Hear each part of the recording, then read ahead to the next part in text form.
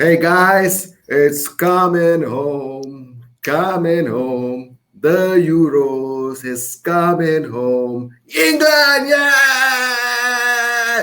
The group of death is officially dead. Welcome to the Plot Malaysia.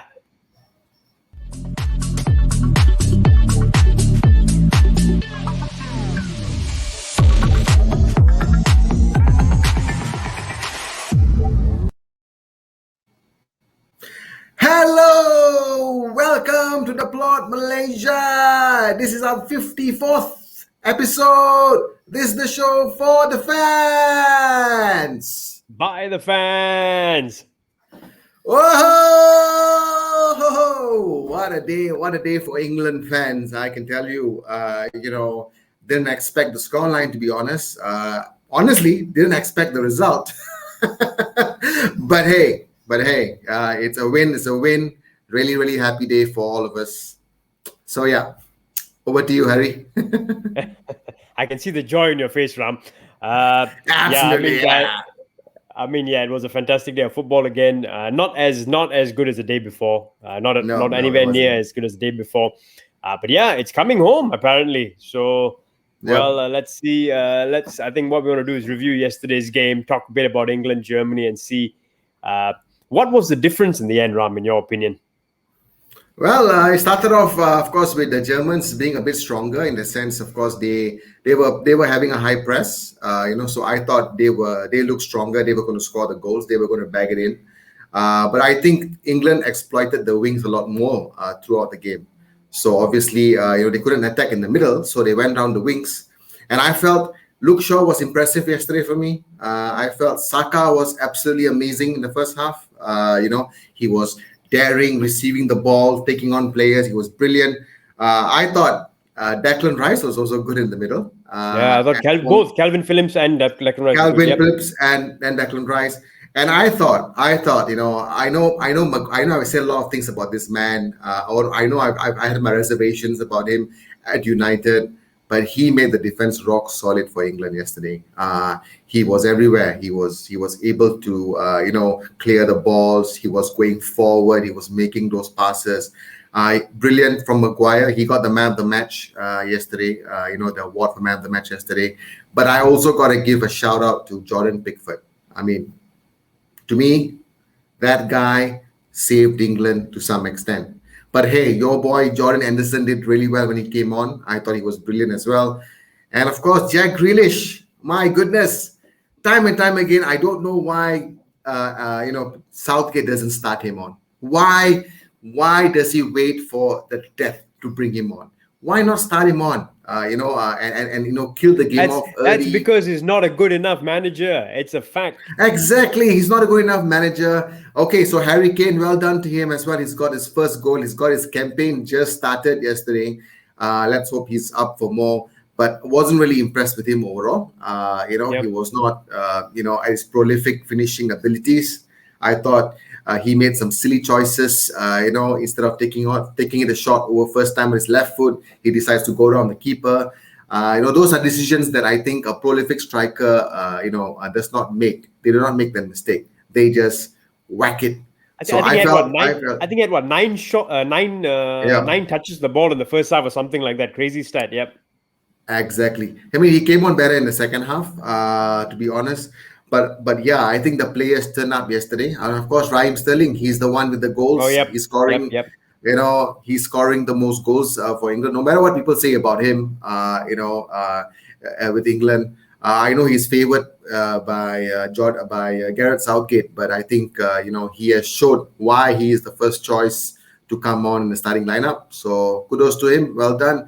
As for Germans, Thomas Muller, I thought that was the equalizing goal immediately. I thought that was in. Harry, when you see Thomas Muller going. Yep, the right guy as well. The right guy. And interestingly enough, guys, and Harry, of course, he has not scored in the Euros at all. He has never scored in the Euros. Never. He has scored 10 goals. Always seems to score the World Cup, but never scored the Euros. Yeah. Scored 10 goals in the World Cup, but he cannot score in the Euros. And yesterday was like, his jinx is still there. Open goal. It was an open goal, and he missed it. So I think the English were lucky to some extent, but unlucky Germany, and I think England played better overall. So yeah, that's what I feel. What about you, Harry? I agree to a certain extent. I mean, I think one thing we've got to say from the off, I think the difference yesterday was who was more clinical. Because if you look at it, both sides, I think, created very few chances, 2 or 3 good chances each. Germany didn't take their chances. England took their chances. That was the difference between the two sides. So, I mean, fair play. I've got to put my hands up and accept, fair play. England got it right yesterday. They played better and they deserve to go through. I've got to say, though, this German side is a poor German side. Very poor. It's not like the German sides of old. If you look even in this tournament, they only won 1 game against Portugal, and that also is because Portugal just didn't adjust to the wing backs of Germany. If not, they lost to France, very close to going out against Hungary, and very poor against Hungary. Should have gone out. So it's a very, very poor German side. So I think the English fans need to calm down on the hype a little bit, because it's not a brilliant German side. Now, on the flip side, from an England perspective, like I said, they did their jobs well, but I'm still not a fan of Gareth Southgate. England end up playing the most boring games in this tournament so far. And the simple reason is he's too conservative. If you have a much weaker squad than the opposition, fine. But based on the 2 squads and the way Germany has been playing recently, they've lost to North Macedonia in the friendlies as well recently. They're a poor outfit. You've got better players. Why not go out and attack? England's strength is attacking players. They've got people like Foden, Grealish, Sancho, who don't even start the game. Rashford, they're on the bench. Rashford don't even start the game. So he's got all this attacking talent, but what he does is he's playing with 7 basically defensive players, 2 defensive midfielders and 5 at the back, which for me doesn't make any sense. Why not go for the opposition? You've got all this talent. You're a better team than them on current form and in terms of squad. That's my issue with him. Now, Harry Maguire, yes, he had a good game, but is it also because he's being protected? There's 7 people playing in defense. There are 2 defensive midfielders who are just shielding the back line. Is that why they are made to look good? I don't know. You see, that makes me think that may be the case as well, because he's poor for United. So, and he's got a lack of pace. So that's my big annoyance with Southgate. Go and attack the opposition. And I think the test is going to come in the next round, because I mean they're going to be playing Ukraine, who are a weaker squad than them. So the onus is going to be on England. They are the favorites. The onus is on them to attack. So that's going to be key. I want to see what he does. Does he play the more attacking players? Does he go for it? Because he's got to do the attacking. Ukraine will just be happy to sit back and counter, and rightfully so. And also the other thing, it's the first game that England are playing away from home. All 4 games so far they have played at Wembley. This is the first game they're going to be playing in Rome. So this is going to be the true test for them. Again, it could have been a much tougher test. It's only Ukraine maybe.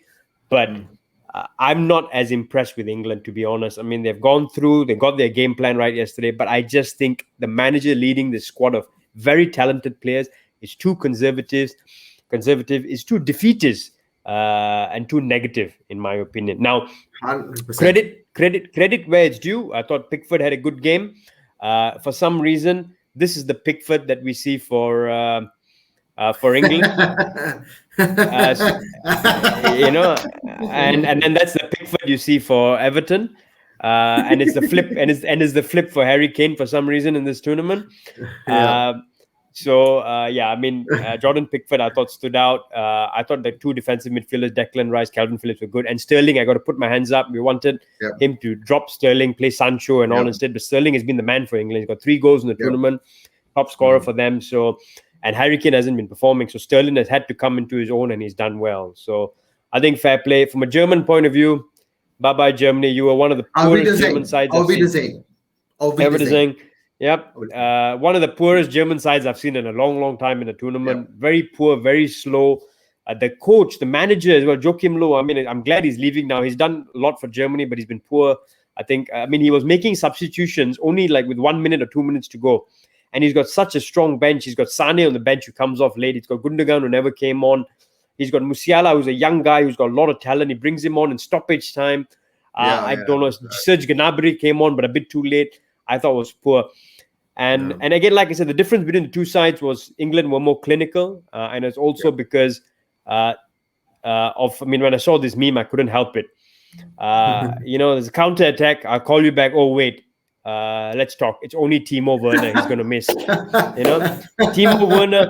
Timo Werner 1-on-1 against Pickford should have buried it, and he missed, and that was the difference. Muller saying later, but Werner had the big chance. But credit to Werner, he wasn't offside. Yes. He's got one thing right. He stopped getting offside. He can't finish for shit though. And I can't believe Liverpool were going after him at one point. Instead, we got Diogo Jota, and I'm much happier with Jota. I think Jota is a far better player, all-round player than Timo Werner. But I mean, fair play. England are through. I think 2 tests lie ahead. They are in the easier bracket. They are expected to get into the final. And now the challenge comes, because when the expectations are high for England, they normally crumble. Before this, they were playing too much hype. That's all I can say. Before this, they went into the German game almost as underdogs. No expectations excessively on them. Now the expectations are on them, not just to beat Ukraine, but to get past the semi-final and make the final, because they have fallen in the easier side of the draw. And let's see how they cope away from home against Ukraine, and then subsequently where there's a good chance they might end up playing the Danes, I think. So that's where I think it's going to be interesting. I mean, Southgate, come on, man. Just attack the tournament. Make your matches more interesting. I don't enjoy watching Sancho. Put Sancho on. Put Rashford on. Stop playing those 2 double pivots, man. Just go out. I mean, he's getting a lot of praise for bringing Jack Grealish on. Jack Grealish changed the game. Why not start with Grealish? For me, Grealish should start. He's that good a player. He's the most talented player in the England squad. He's the second coming of Paul Gascoigne for me. Start him. Why are you bringing him on? And then obviously now he's just lucky to claim that, he's come on and he's changed the game. It's almost as if it's a masterstroke. In my opinion, it's bad. No, he should start with Jack Grealish. But yeah, I mean, fair play. England are through, Ram. So congratulations. Let's see how they do in the next match. Yep. Let's see. Okay, what do we have next, Mr. Hari? What are we talking about? We've got to talk about again, really, really good game. In my opinion, actually, watching the round of 16 matches, all round of 16 matches were thrilling. Yeah. Most of them were thrilling to the end. I think, in my opinion, the England-Germany game was one of the most boring games for a neutral. If you look at the other games, they've all been very entertaining, Ram. Highly entertaining, and this was no different. Very equal sides, very fair. 50-50, really 50-50 against one, Ram. And the Swedes, I thought, were really good, actually. Ukraine started pretty well. They scored a great goal through Zinchenko. Brilliant hit on the half volley. And he was outstanding yesterday, the Man City boy. Actually, he was brilliant on the left. I thought Yarmolenko had another brilliant game. As usual. Ukraine. They dropped Malinovsky yesterday, Shevchenko, and he played with Shaparenko from Dynamo Kiev, and I thought he was good, Shaparenko, actually, and then he faded off in the second half, but he was good in that first half.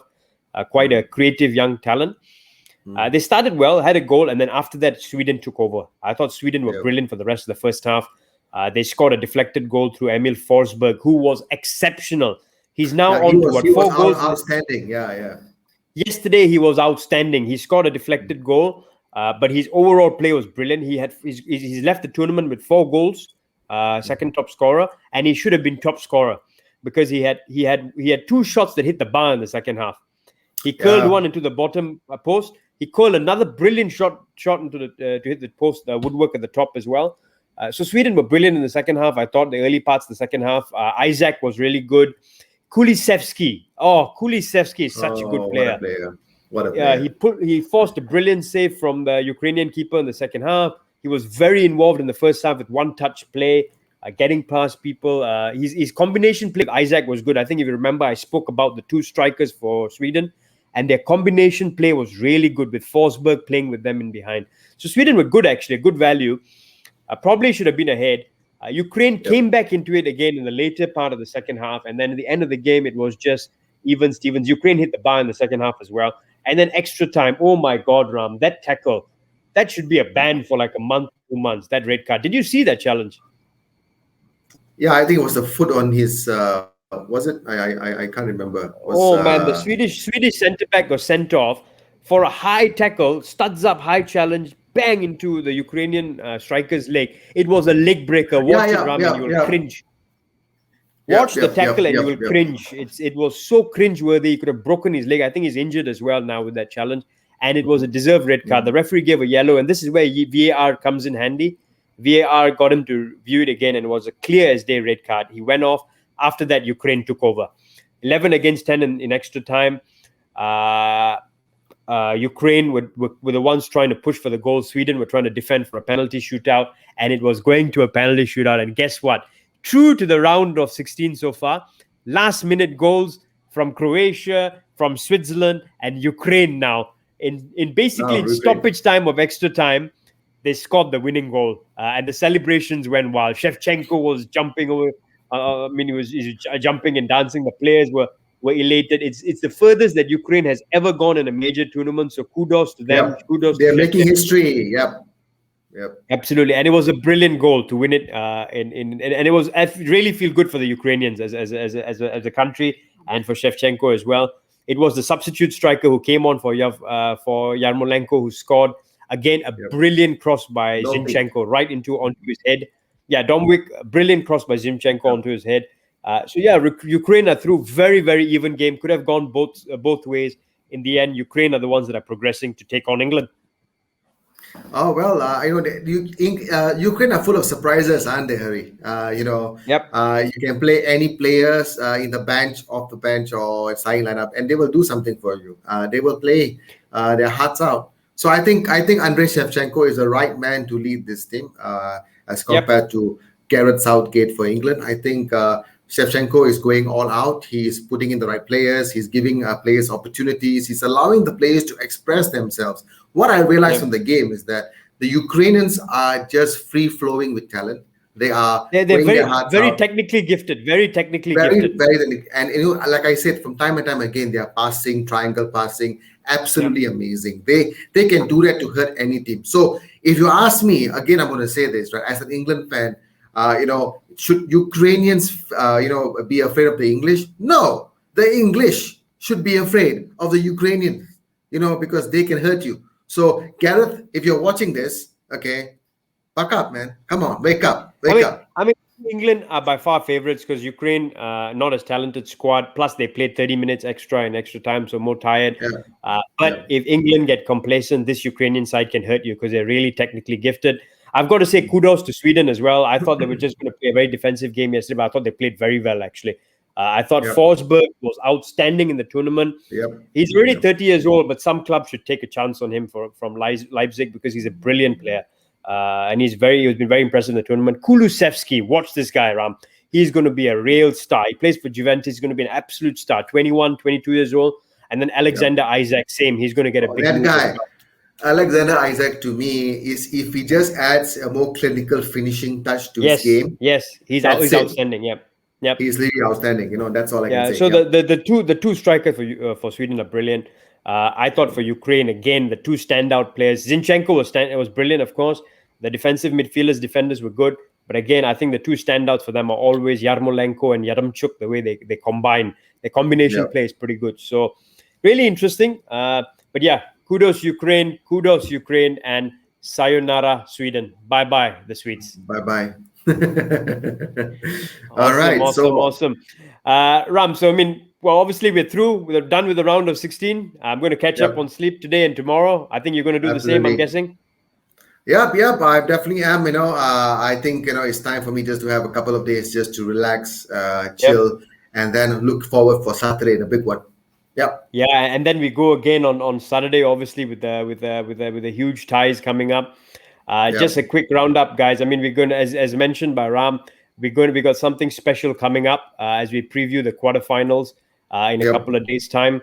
But just so everyone is aware, this is what the quarterfinals look like.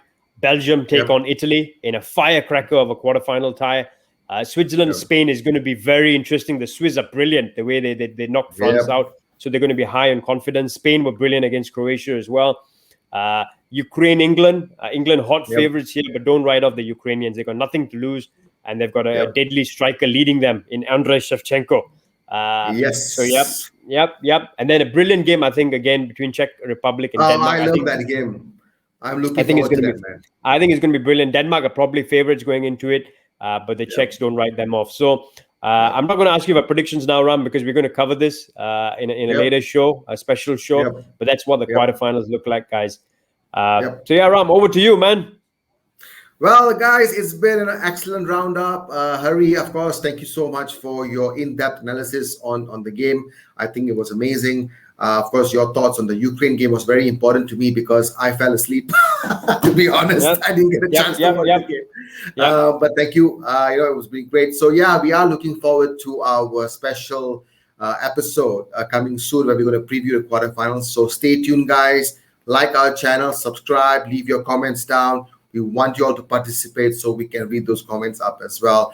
And of course, guys, Hari, go ahead. What do you before you sign off, Ram, very quickly before you sign off, when Southgate leaves all his attackers on the bench, the talented attackers, Foden, Grealish, Sancho, this is what it reminds me of. And I thought, absolutely. Having a Barcelona bench with Eto'o, Ronaldinho, Thierry Henry on the bench, that's what it feels like when you don't have Sancho, Grealish, Mount, and Foden in the starting lineup for England. But anyway, Ram, you want to sign off? Signing off from the plot, Malaysia. This is the show for the fans. By the fans. Euro. Cheers, Ram. Cheers, Hari.